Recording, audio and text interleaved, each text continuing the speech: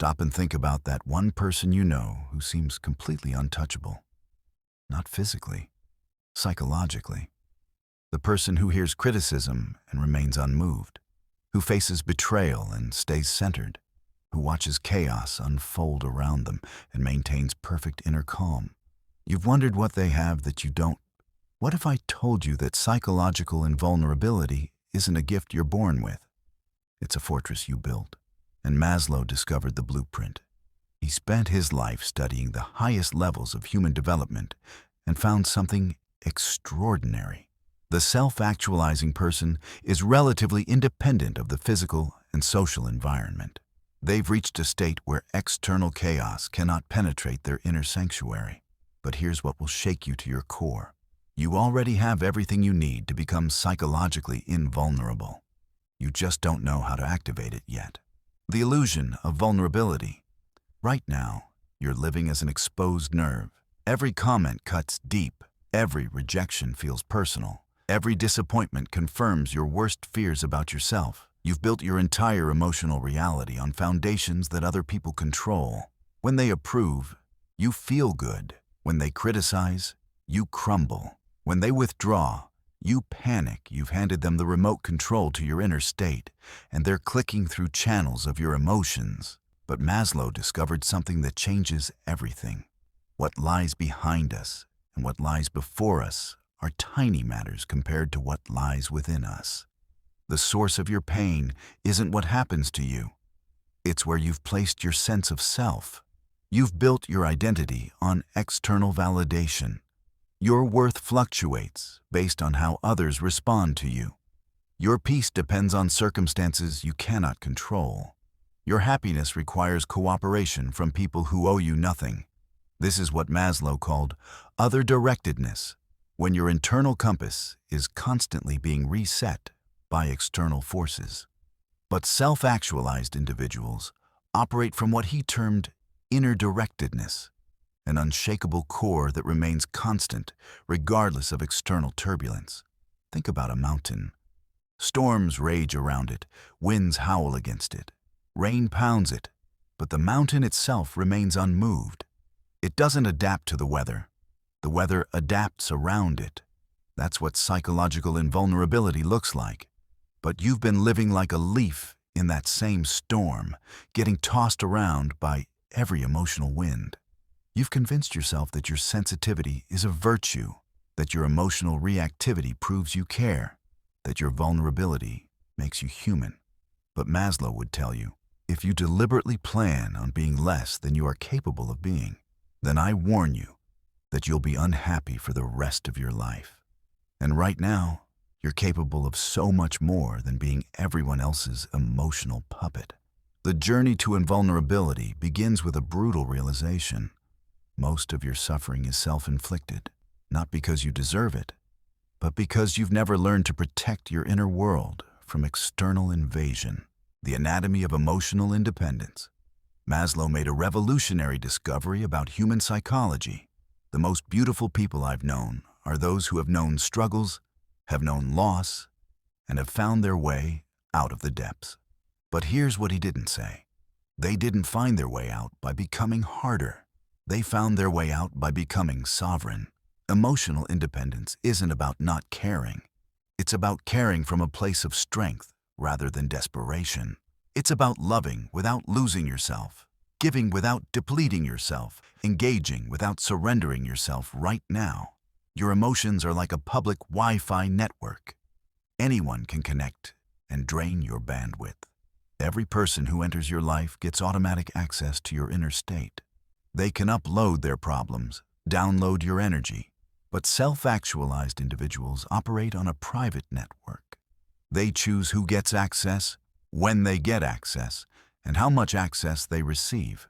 They don't hand out the password to their inner peace to everyone who asks. Maslow called this psychological health, the ability to maintain your essential self regardless of external pressures. It's not about isolation, it's about insulation. You remain connected to the world without being contaminated by its chaos.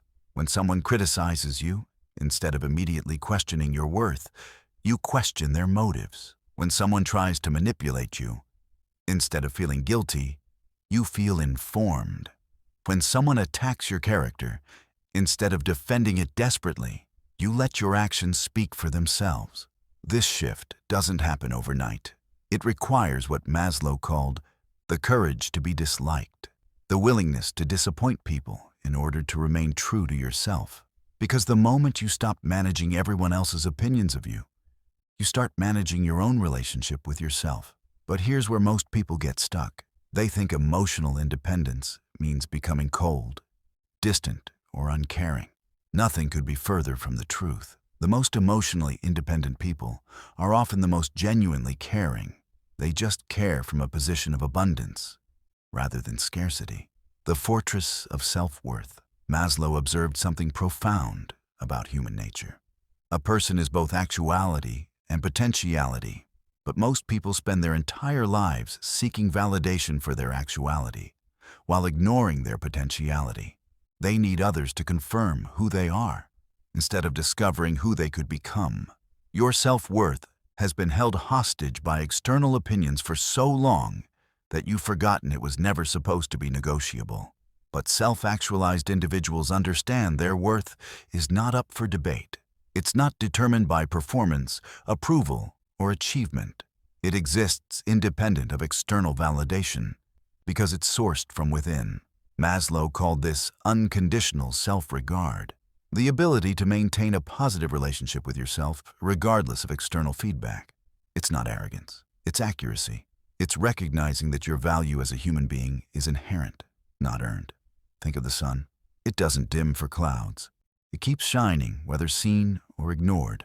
That's what unshakable self-worth looks like. It's not dependent on applause, immune to insults, and unaffected by others' inability to appreciate it. It exists as a constant, reliable source of inner light that no external darkness can extinguish. But building this fortress requires you to stop outsourcing your self-esteem. Every time you need someone else to tell you you're good enough, you're weakening the foundation. The most psychologically invulnerable people aren't those who never get hurt. They're those who've built such strong internal foundations that external attacks can't reach their core. They've separated their sense of self from their circumstances, their identity from their experiences, their worth from their performance. The power of detached investment. Here's where Maslow's psychology gets revolutionary. The ability to be in the present moment is a major component of mental wellness. But most people aren't present. They're projecting. They're not experiencing life. They're performing it for an invisible audience of judges. You care so much about outcomes you can't control that you've forgotten to master the process you can control. This is what creates psychological vulnerability. When your peace depends on variables you cannot control. When your happiness requires cooperation from unreliable people. When your sense of success hinges on unpredictable outcomes. But Maslow discovered that self-actualized individuals practice what he called detached involvement. They engage fully with life while remaining unattached to specific results. They care deeply without caring desperately. They invest completely without being devastated by losses. When you master detached investment, criticism stops being devastating because you see it as feedback, not judgment. Failure stops defining you because you recognize it as education, not identity. This doesn't mean you stop caring. It means you start caring intelligently. You invest your energy in what you can control. Your effort, your character, your choices, your growth, and you release attachment to what you cannot control. Other people's responses, circumstances, timing, outcomes. Maslow called this self-determination, the ability to be guided by internal values rather than external pressures, the alchemy of indifference. Maslow made a startling observation. What a man can be, he must be. But what must a psychologically invulnerable man be? He must be selectively indifferent, not to everything, but to the right things as self-preservation. You've been conditioned to believe that caring about everyone's opinion makes you a good person. But Maslow would tell you that indiscriminate emotional investment is not virtue. It's dysfunction. Strategic indifference is the difference between being a thermometer and being a thermostat. A thermometer reacts to every change in temperature. It has no choice but to be affected by its environment. A thermostat, however, maintains its set point regardless of external conditions. It influences its environment rather than being controlled by it. When someone insults you and you remain unmoved, that's not coldness. That's mastery. When someone tries to manipulate you and you don't react, that's not insensitivity. That's intelligence. When someone attempts to drag you into their drama and you stay centered, that's not aloofness. That's strength. Maslow understood that the story of the human race is the story of men and women selling themselves short. Every time you let someone else's mood determine your state, you're selling yourself short. The most psychologically powerful people aren't those who never encounter negativity. They're those who've developed immunity to it. They recognize manipulation before it takes hold.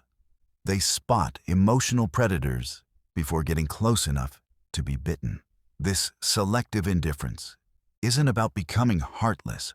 It's about becoming discerning. It's about reserving your emotional investment for people and situations that deserve it, while remaining unmoved by those that don't.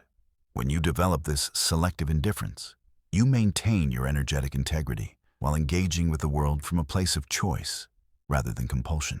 The mathematics of emotional economy. Self-actualized individuals understand emotional economics. They know that energy spent on the unworthy is energy unavailable for the worthy.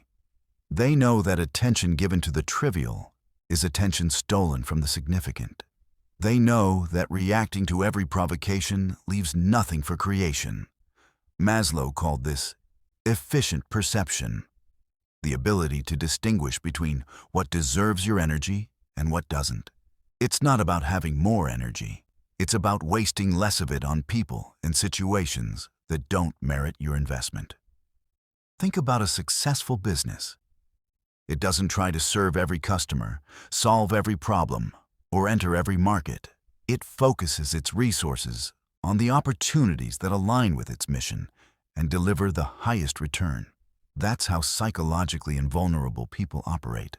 When someone tries to bait you into an argument, you calculate the cost. When someone attempts to make you feel guilty, you assess the return on investment. When someone demands your emotional labor, you check your reserves and decide if they've earned access to your energy. This isn't coldness, it's conservation. This isn't selfishness, it's sustainability.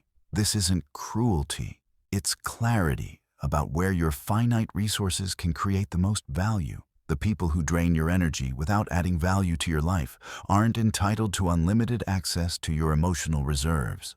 The situations that consistently deplete you without contributing to your growth aren't worthy of your continued investment. When you master emotional economics, you stop being psychologically poor. You stop giving away your peace like it's worthless. You start treating your mental and emotional energy like the precious resources they are. The architecture of unshakeability. Maslow once said, "The most beautiful people are those who have known loss and found their way out of the depths." But true strength isn't found in avoiding life's storms. It's in building something that can survive them. You've been trying to control the weather, hoping life calms down. But psychological invulnerability isn't about a calm life. It's about becoming the kind of person who remains steady when everything else shakes.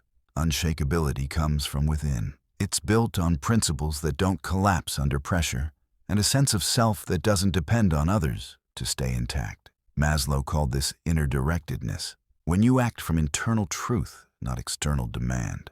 When you're rooted in who you are, rejection stings less, betrayal doesn't define you, and criticism doesn't destabilize you. Like a skyscraper that sways without snapping, you adapt without falling apart. Your job is no longer to avoid pain. It's to deepen your foundation, so pain can't uproot you. That begins with identifying your non-negotiables, the values and boundaries that remain constant, no matter the storm. The immunity of self-acceptance. True transformation doesn't start with improvement. It starts with acceptance. You fought yourself for too long, judging your feelings, apologizing for your needs, pretending you're okay when you're breaking inside. This war within is what makes you so easy to wound from the outside. But here's the truth. Self-acceptance is not weakness. It's psychological armor. Maslow spoke of self-acceptance without complacency, loving yourself not because you're perfect, but because you're whole. When you accept yourself, flaws and all, criticism loses its grip. You stop chasing approval because you stop denying yourself the one thing you truly need, your own validation. It's not about giving up on growth. It's about growing from love, not shame. You heal not by becoming someone else, but by finally becoming okay with who you are. The crown of sovereignty. Maslow's ultimate insight was this: what a man can be, he must be, and what you can be is sovereign. Sovereignty means you are the final voice in your life. Others can speak, but you decide what meaning their words carry. Their disapproval doesn't shape you. Their praise doesn't complete you. Pain may still visit you, but suffering will not own you. You no longer need others to validate your peace. You choose it daily. This is the peak experience Maslow described. When you stop seeking your power in the world because you found it within, you are no longer shaped by fear or praise, rejection or reward. From this place, you love without losing yourself. You give without being emptied. You live, finally, as your whole self, your declaration of independence. If this message speaks to the part of you that's tired of being controlled by opinions, moods, and criticism, then it's time. Maslow gave us a roadmap to psychological freedom, but it's useless if you don't act. Knowledge without application is a prison. So from here, you have a choice. Stay reactive, exposed, and exhausted, or begin building the inner fortress that no rejection can shake, no betrayal can penetrate, and no judgment can destroy. Imagine waking up immune to drama, unshaken by criticism, independent of validation. That is not fantasy. It's your potential. If this awakened something in you, drop a comment. I am psychologically invulnerable, and if you're ready to keep rising into sovereignty, subscribe, not for my voice, but to reconnect with your own. Because you were never meant to be wounded by words or diminished by opinions. You were meant to be unshakable.